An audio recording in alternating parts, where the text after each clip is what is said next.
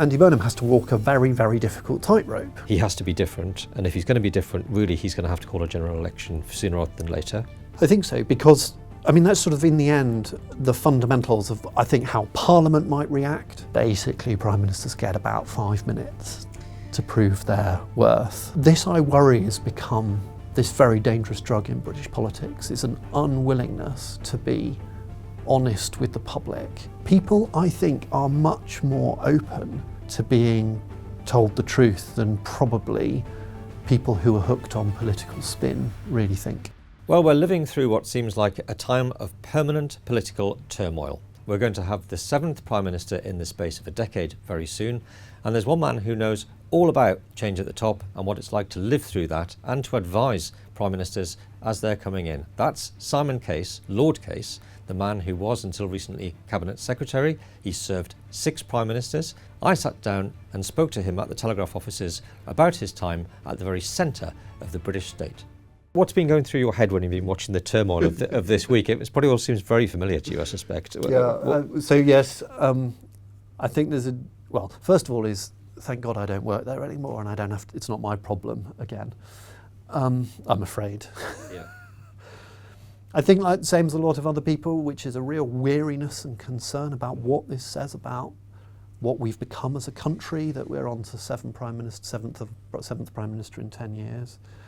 There's a general problem, which is for the economy, for the development of our public services and for our international relationships, having this many changes and basically becoming Italy. We used to laugh sort of earlier on in my career. We'd sort of chuckle, who's the latest Italian Prime Minister? Now they're quite I think stable. Giorgia Meloni, probably, if Andy Burnham or whoever comes next, will be her 4th, maybe 5th British Prime Minister. So the Italians have turned the table on us, that's for sure. So there's deep problems with that chopping and changing in creating the long-term planks that the country needs to be economically successful and to be taken seriously on the international stage, do all those sorts of things. But it's also, I think, part of this story about sort of what is happening, which lots of people, lots of economists and sort of you and others have observed, sort of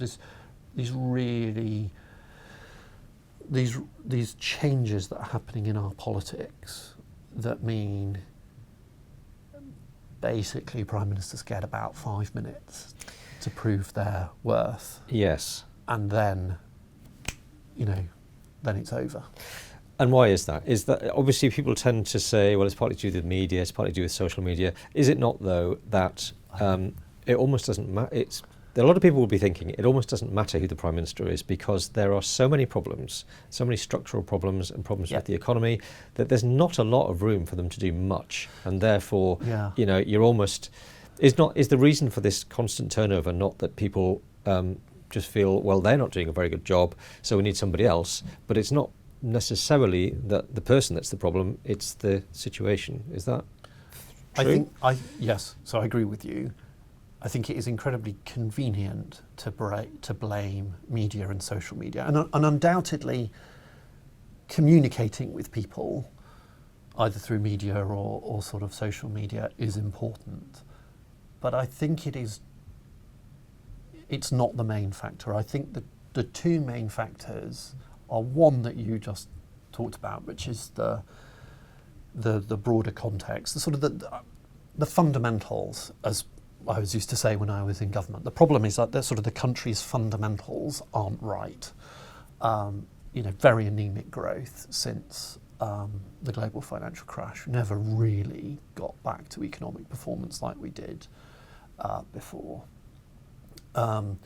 We've got public services which are consuming sort of ever more of our sort of national resource, but without the same improvement in the quality of outcome that our citizens are right to experience.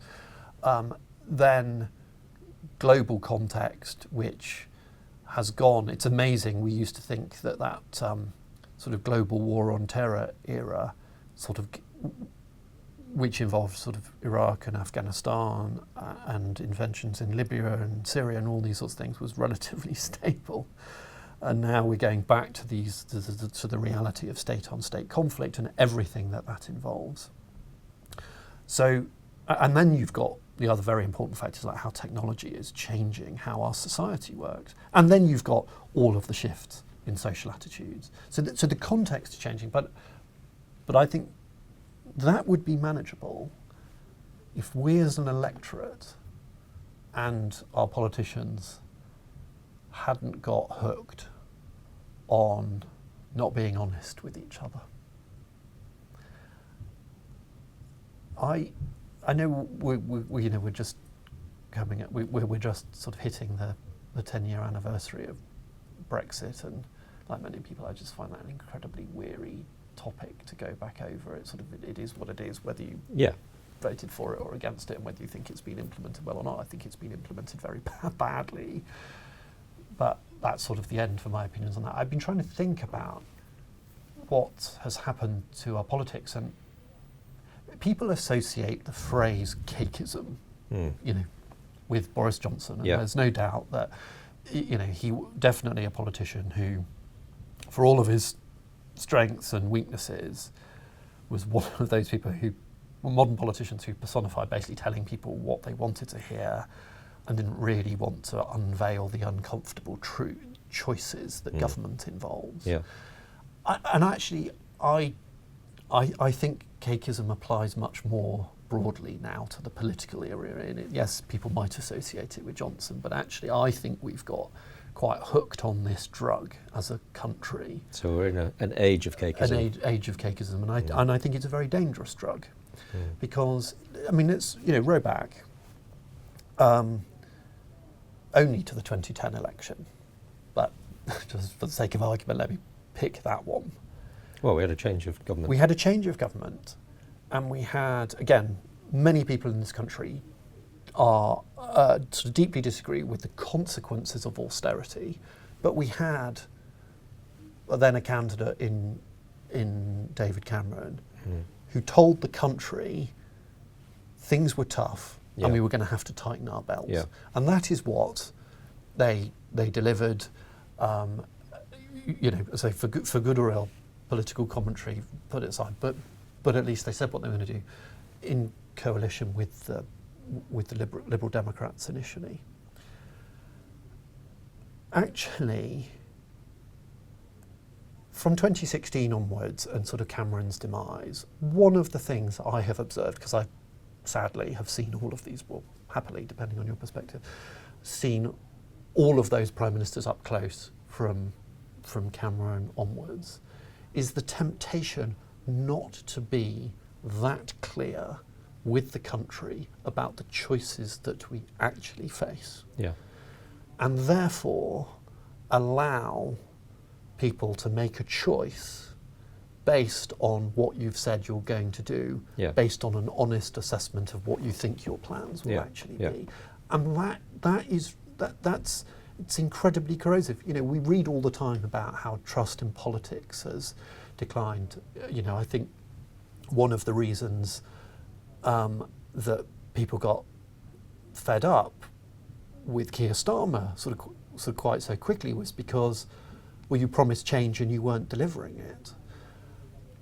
And I just go back and I think, well, this I worry has become this very dangerous drug in British politics, is an unwillingness to be honest with the public about the fact we can't do everything all at once. Yeah.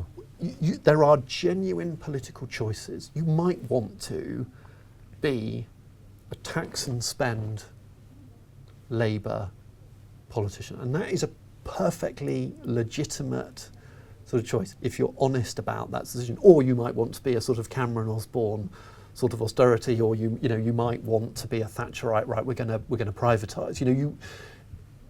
It's so important that I think we, and the electorate, of course, needs to be part of this too. Yeah.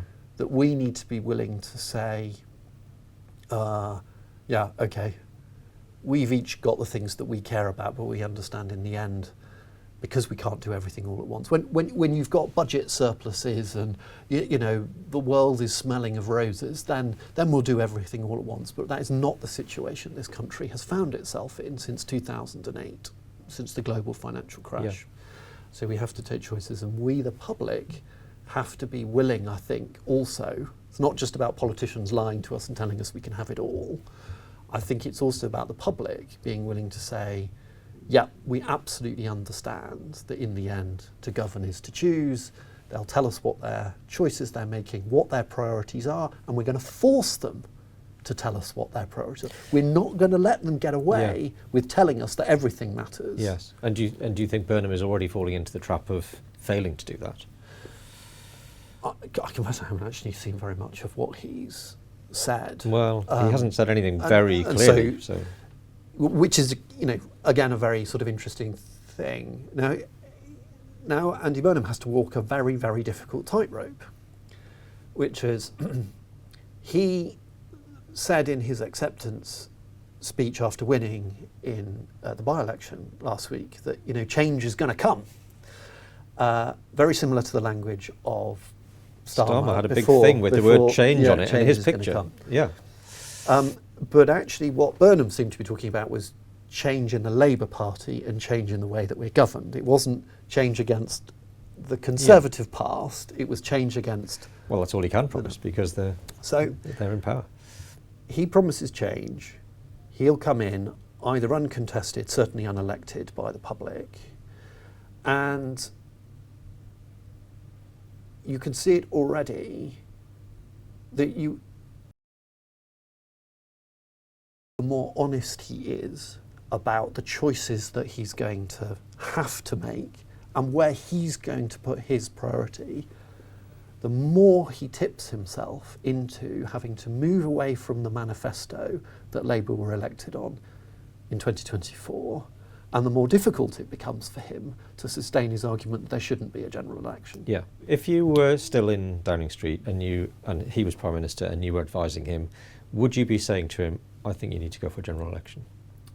I'd want to know how different his plans were, because I think it sort of comes back to the that contract with the public, which is if you are going to set out a very radically different platform on arrival or in your first few months, that's fine, you'll get some space to do that, but that becomes democratically and in terms of parliamentary process more and more difficult to deliver.